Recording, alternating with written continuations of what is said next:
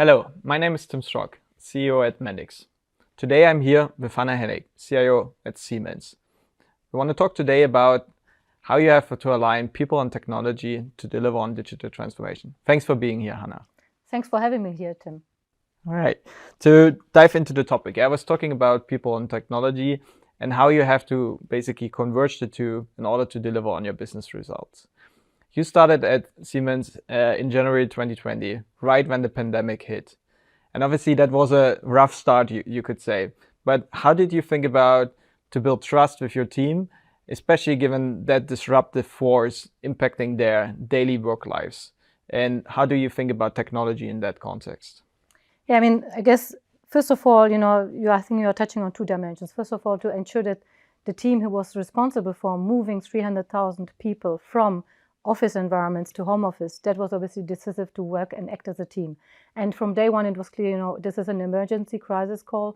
So there was no debate around need for action and how we need to act together. The other dimension of people, which obviously I need to be taking care of, is the users who were to transform, out of the office environment into the home office environment. And there, it was really a tremendous work in that sense that we had to apply a new technology, because the old one was not able to scale up for a remote work of 300,000 people. So we had to actually take a risk on deploying that technology within basically 2 weeks, which normally would have taken us 9 months to really test out all the potential conditions of failure. So in that sense, I was basically there and gaining trust by communicating constantly to the users, to the stakeholders, to the management, that there will be potentially a risk. There is the risk which we are taking, but there's no choice. And hence, they need to give us trust that we are able to deliver that. So I think it's really about communication, understanding, what's the need, what is it that we need to achieve, and then have the right people on stage who are then knowledgeable about the technology, which is then enabling a business outcome, like getting us all into productive environments in the crisis. Yeah, I fully agree. I think you are spot on. It's a people first topic, right? And then the technology is a supporting element of it. But if you think about obviously making decisions, and you have to make decisions on a daily basis, there are often ripple effects, right? Because you need to make hard choices and it will impact basically how users will have to react to your decisions. So if you think about that human aspect of making decisions, how do you think about that? How do you create buy-ins, being it moving to a new type of working or also introducing new technologies? How do you think about that process? I think the primary focus must always be to share the benefit and the business outcome this technology can deliver to you as a business. There should be no type of technology, and by the way, it's true also, with our own technology we are selling to the market, right? Our own products, right. our PLCs, etc.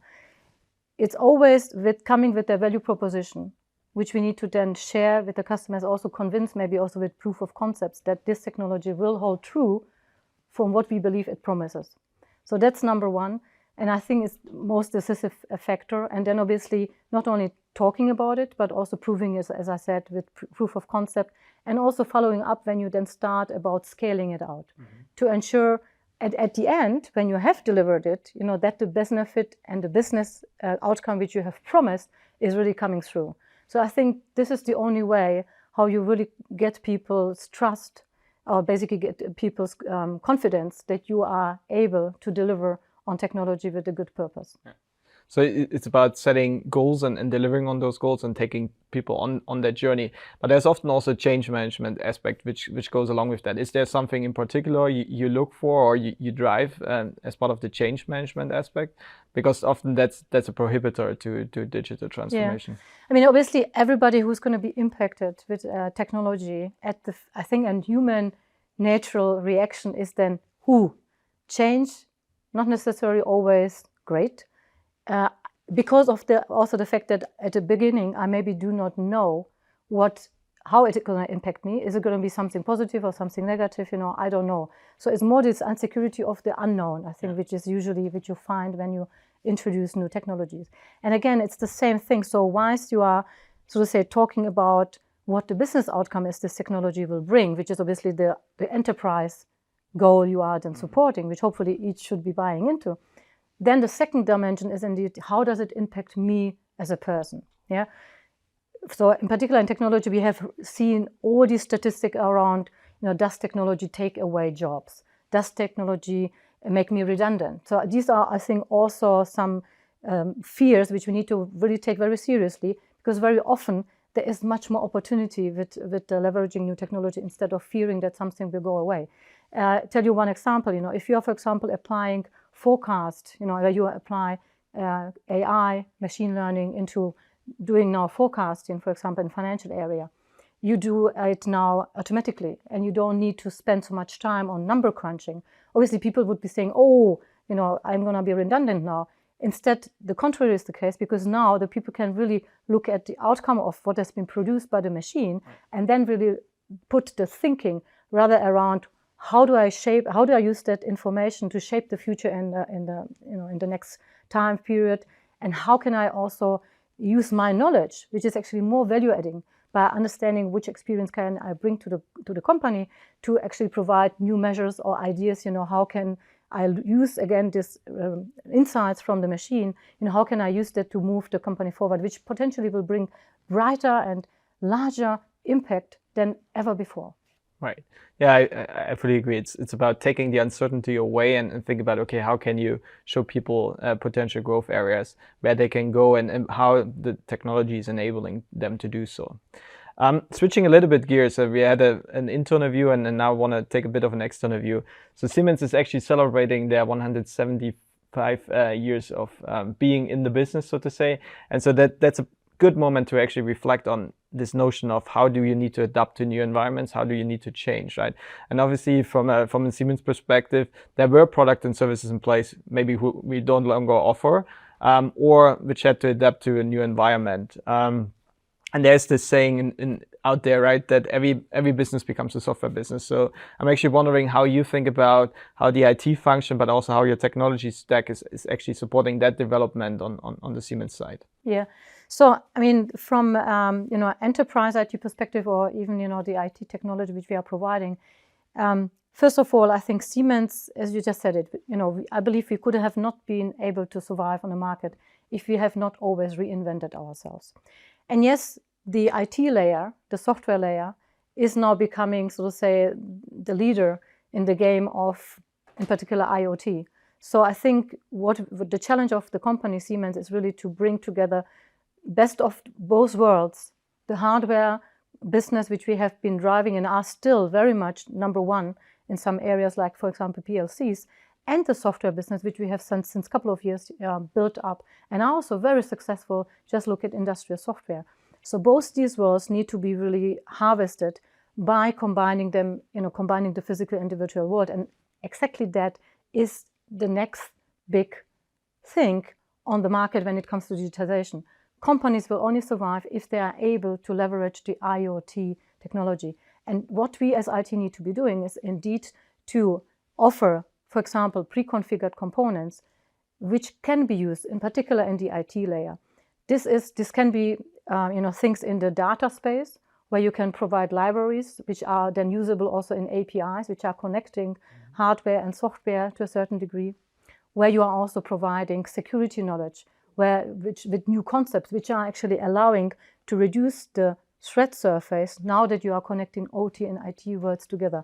Or it's also knowledge around device management. I mean, within IT, we are actually managing 300,000 and plus clients, like devices. Yeah, I mean, that's knowledge which we can now offer to the OT IT world, where we are enabling also our product business build units with this knowledge. And I think this is exactly the right way that IT sees itself as an enabler to support not only in office IT, process IT, and production IT, but also to provide some leverage for the product IT development.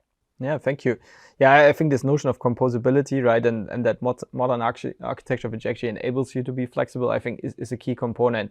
And it's kind of staying in the line of statements being made. I think you said just recently that there is not that singular presence of IT and OT, but there's this convergence, or basically they become one, which also means that there needs to be a collaboration between business and IT. So how do you think about in that context of involving business stakeholders in that process, and how do you see that convergence or blending of IT and OT? No, I mean, I think this is exactly right. I think both worlds and people who have been working in these worlds, they have a treasure on knowledge and experience. And I think what's really key is that we respect each other, acknowledge the expertise from each other, and really look at make teams diverse with having both knowledge and experience injected into the team. One good example is how we practice that is in the program which we lately just completed. It's called Factory Digitization Program. Mm-hmm. This is where actually IT colleagues have worked hand in hand and close to the manufacturing colleagues to identify, define digital roadmaps which are helping plants to now look at the areas where they can improve and also increase their productivity with leveraging technology. And the same is true that we looked also and identified, in some areas of the plants, where can we even enhance the Siemens products, which are there in use or are actually about to be implemented in a plant of ours, where we proved the point that maybe some features of the product needs to be added to ensure that we are basically even creating more impact in terms of productivity of the plant. So I think it's really about collaboration, getting the people together, acknowledge each other's strengths, and build very impactful team on the base of that. Yeah, truly advanced, and that's also what we see in the industry. I think there's this notion of obviously these fusion teams or even biz DevOps, right, where business and the development organization is kind of converging. And on the other hand, is what you also were reflecting on digital transformation at scale is when you take operational efficiencies which you basically harvested internally and think about how you can actually make this new products and services. So congratulations on that. Thank you. So throughout the conversation, we were talking a lot about people, but obviously we also said that technology is an enabler in that context. And so how do you think about aligning your teams behind that technologies and kind of what's your prediction kind of 3 to 5 years out, what technologies you will be using to further adapting Siemens and disrupting the environment around you? Yeah, I think what's important is, and again, it's always the same recipe. Number one, you need to understand what's the demand of the market. So actually, not only look internally, what's the demand of the business themselves. You are running the function in as an enterprise of Siemens, but actually to understand what are our customers, our external customers, what do they need from us as a company. Then to understand, which capabilities does the company, a Siemens enterprise, need to have to serve these markets. Then obviously to understand how are there any gaps which we need to fulfill, and then to understand is there anything which can be where we can help with the use of technology to fill these gaps. And this also needs to be combined with what are the latest trends in terms of is the technology which we are using today, is that one which can fill the gap, or is it something which we need to look out for because it's just upcoming and makes the existing technology even obsolete, because you can harvest even much more impact and more benefit out of them than you had ever before.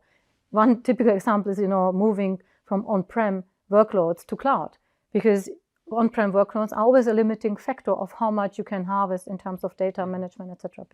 Just to give one example. Thank you, Hanna, for spending the time today with us and reflecting on this notion of digital transformation and what you need to put in terms of people and technology and the emphasis it needs. Yeah, could you reflect just for the audience one last time, what are the things you think they should consider as they embark on that journey? Yeah, so I think if you want to really do truly a transformation, in particular digital transformation, I think you need to observe 4 things. Number one, what is the business, respectively the customer need? What is it that I want to deliver as a promise, as a value proposition to the customer? Secondly, what is the technology which will deliver on that promise? Thirdly, do you have the right people? Observe whether you have the right people who can deliver on that technology and the promise. And fourthly, what's the culture you have in place which actually will move people's mind to deliver on technology and the promise? And as Peter Drucker said, as you know it, culture eats strategy for breakfast. So you better start now designing the culture alongside with your strategy. All right. Thank you so much, Hanna, for taking the time today. Thank you for having me here once again.